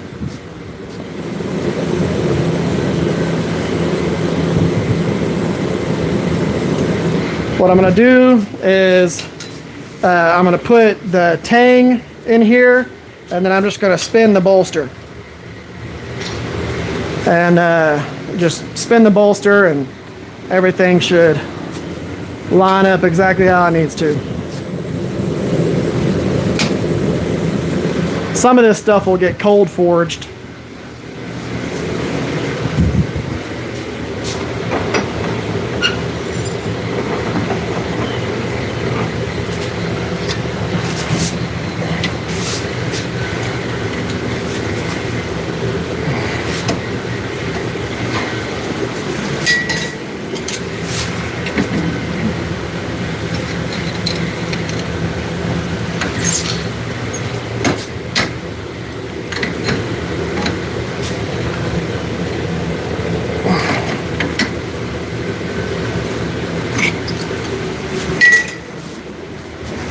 When in doubt,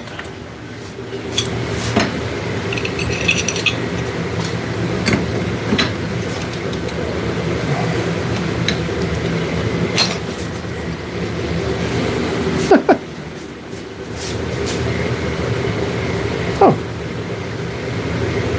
well, that actually got me pretty much where I needed to be.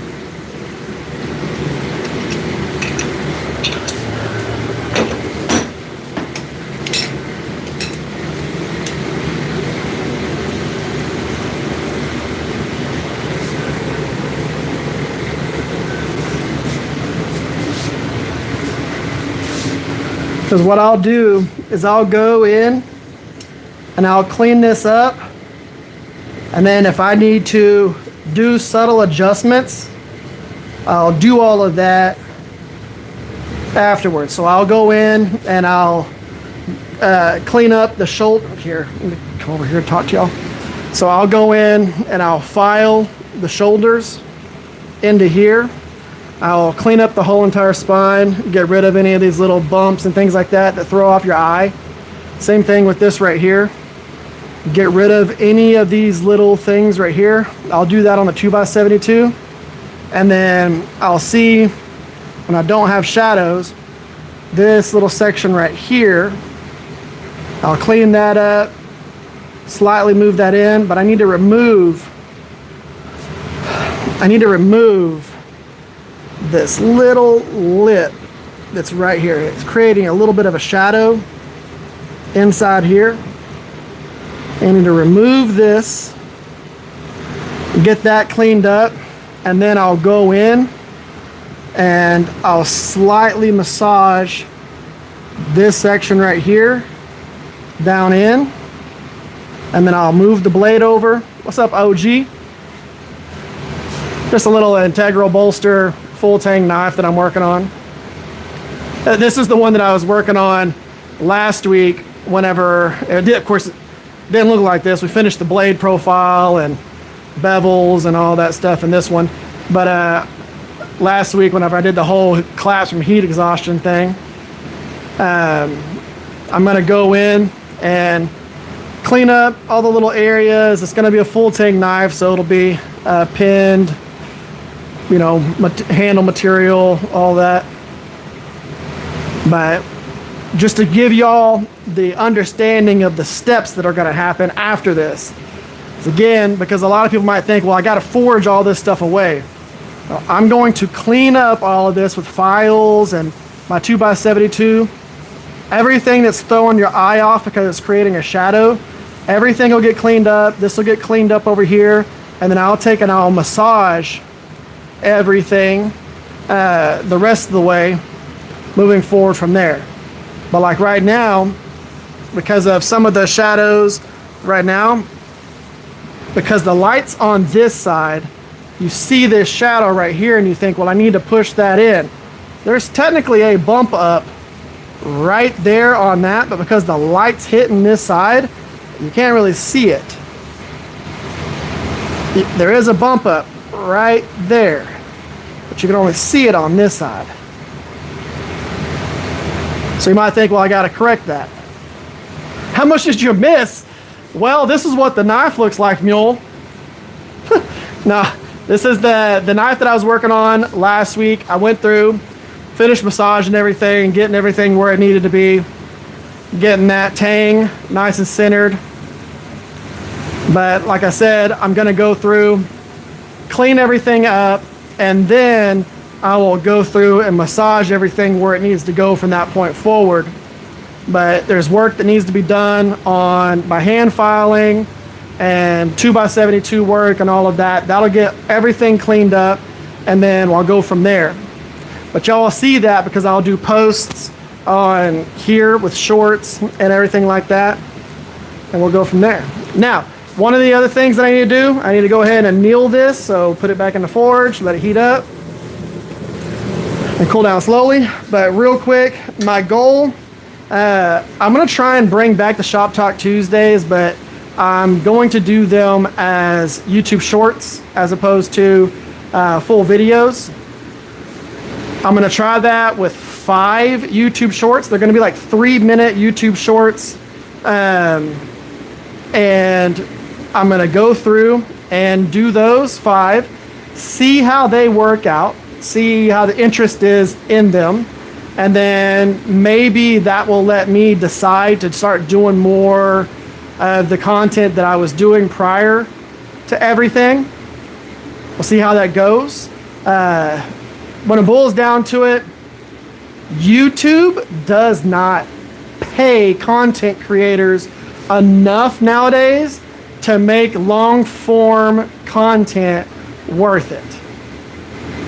So that hours upon hours of editing that we were doing with all of our content for the longest time there, YouTube doesn't pay us to make that make sense anymore. So there's a lot of people, I mean, heck, Dies in Every Film, he's an awesome content creator. Even he decided, yeah, I'm cutting the long format YouTube out almost completely, and he's doing short form content. Now, if we're gonna get paid pennies to do this, might as well get paid pennies with the short form content versus the long form content that takes forever to edit. So I'm gonna try to do those and make it make sense. Yeah, I will be actually, I'm gonna be doing Twitch. That is one of my things that I'm gonna start for lives here pretty soon too. I have a Rumble account too. I was thinking about that possibly, but again, it's just, if I put out a video and it gets 10,000 views on it, I might get 5 or 6 or 10 subscribers out of that. If I put out a hour and a half live stream or 2-hour live stream that doesn't require any editing at all, I'll get 250 subscribers. I'm gonna turn this off real quick so that it can start cooling.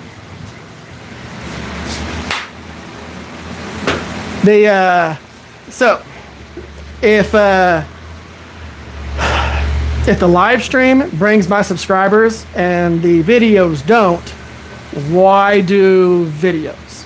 Now for me, I'm a little bit different. I have almost 700 videos on YouTube. I have my entire journey from the very first knife that I made to what I make now is on YouTube. All of my challenge videos are all my challenges. So like the YouTube Knife Makers Challenge, all of those will be full-blown filmed videos. They're not going to be shorts or anything like that. So those are going to happen every year. Plus my big builds, like I'm turning, I've got a Golden Gate Bridge cable Damascus billet that I'm turning into a sword with the bone handle. I'm filming that whole entire build. That's going out there. There's still going to be filmed content that's going to be on the channel. It's going to be the content that I want it to be. And I can either do a Shop Talk Tuesday where it is a 15-minute video and I only talk about one part of what I do in a live stream, or I give y'all an hour and a half, 2 hours of Shop Talk Tuesday, and you get all of it and you can ask questions. Enjoy long form edit content. Yeah, and I agree with that too, a little bit.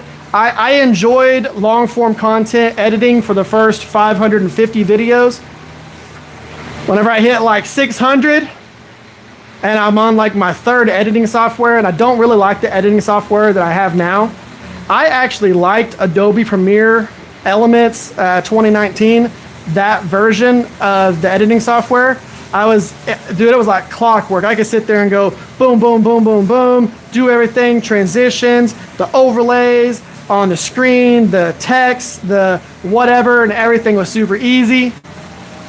Now with all the stuff that I want to do, man, I got to be a damn computer expert in order to work the editing software, or I have to have like add-ons and crap like that. I don't want any of that. It's the reason why I tell people, if you're going to put out shorts, to just put them bad boys. Well, I could do a live Shop Talk Tuesday, except for it'd be later in the day because I work on Tuesdays. And again, this is a Shop Talk Saturday. You have them all the time. And we are in here talking, and I'm actually answering questions.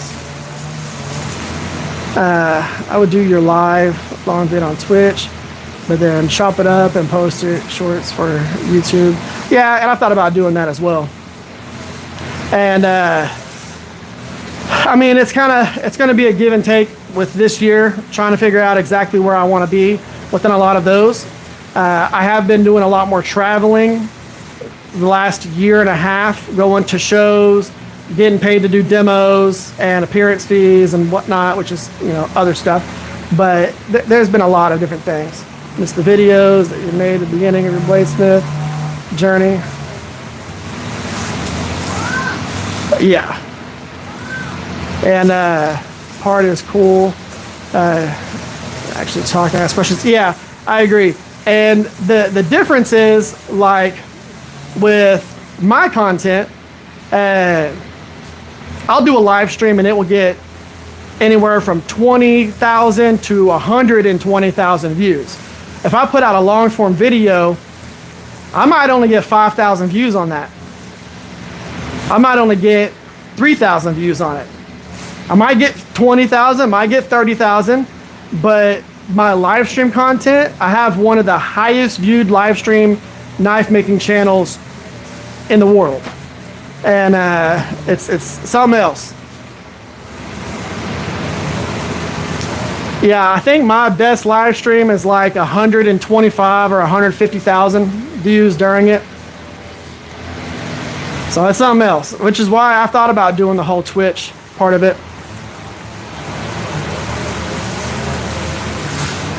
Well, I mean, that's what Asmongold on Zach, the way his stuff is set up, he does his Twitch streaming, and then he has his editors chop it up and put it out in videos. And but yeah, I have a very good live streaming, you know, viewership, and yeah. So yeah, it's been good. Now, I thought about doing that. We'll see how that goes. But today's live stream was nice and chill. Wasn't too crazy. I was able to do everything that I needed to do within this particular build. And the next thing is getting this cleaned up, which I'll work on this week. And then next Saturday, depending on how everything goes, I might do a thing where I forge a whole bunch of stake flippers or something like that. We'll see how that goes. But I thought about getting that whole thing fully set up on Twitch. Now, I am monetized on TikTok too, and I could go through and stream on it. The issue with TikTok is there's a lot of people that won't download the app that are knife makers or in the knife making community because they think that China is going to take all their information. Not realizing that China made their phones and that all that crap's already built into your phone.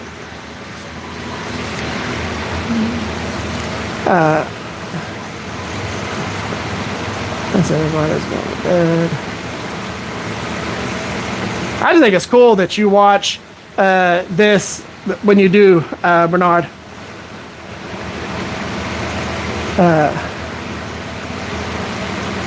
Yeah, there's a whole bunch of that. Like, if you're just going through and I'll tell you one thing I don't do.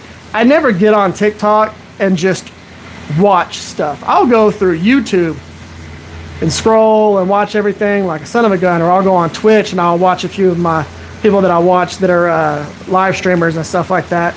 But primarily what I do at work is I listen to podcasters. I listen to a lot of people who do podcasts and stuff like that, because it doesn't require me to watch what they're doing. I just listen to them. I have my earbuds in, and I'm doing that. I can only do music so much. I listen to a lot of music when I'm driving and stuff like that. But whenever I'm walking around doing all that, I listen to podcasters. And I have thought about doing a podcast too. So we might end up doing that this year, starting that up. I have a podcast I'm a part of, the Knives Templar podcast.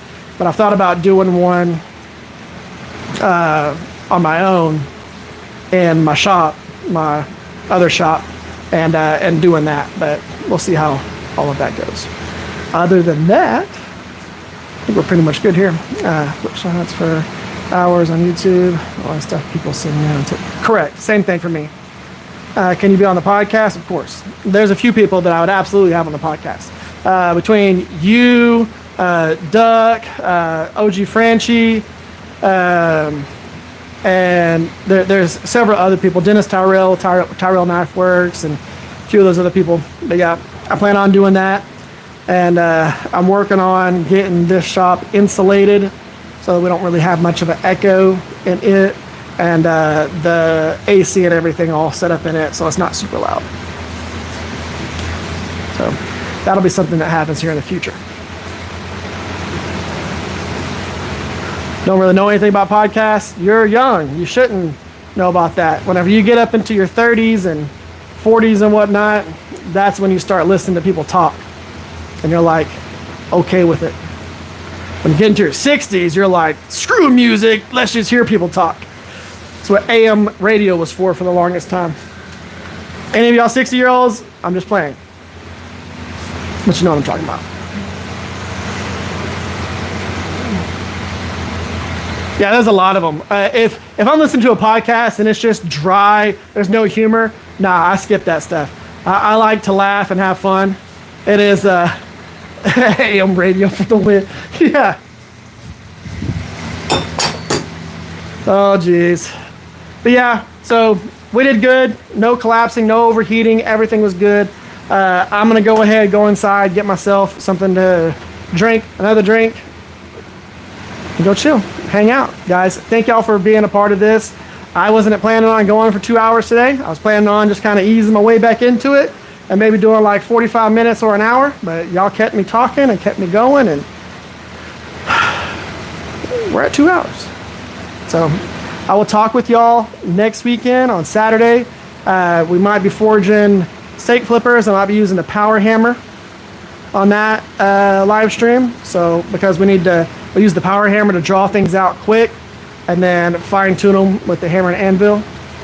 So we'll have all that. We'll start at 12:30 to 12:45 Central Time. So make sure you come by, hang out, check it out. We'll go from there. Guys, thank y'all. I appreciate y'all. Y'all are amazing. Y'all are what makes these live streams absolutely worth it and makes me stay on YouTube and continue to do what I do. So I will check y'all out. Well, thank you, Ninja. It was awesome having you here. Thank you for commenting as much as you did. I appreciate that. Kept engaged. Love that. Y'all, stay blessed. Stay amazing. I'll catch y'all on the next one. And we'll go from there. Talk to y'all later. Bye.